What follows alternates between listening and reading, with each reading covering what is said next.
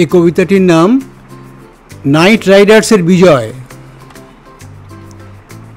Night রাইডার্সে খেলা দিয়ে IPL শুরু বিরতির পরে সবাই উন্মুখ বিরাট কেমন আছে জানতে টেস্টে রিটায়ারমেন্ট করে।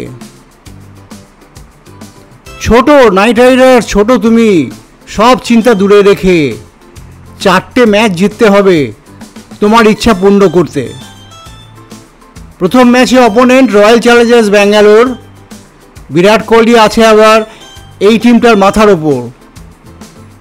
কিং কোহলিকে আউট করতে খোঁজো সব ফন্দি ফিকির, তারপরে আউট করো বাকি সব টিমমেটদের। সানরাইজার্স দলের সঙ্গে পরের ম্যাচ আছে দিল্লিতে।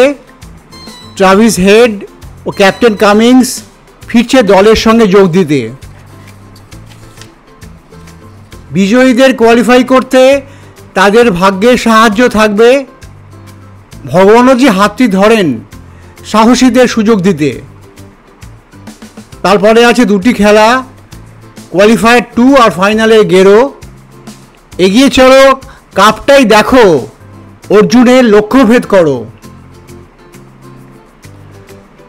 চতুর্থবার কাপটি জিতে দেখাও সব মানুষকে।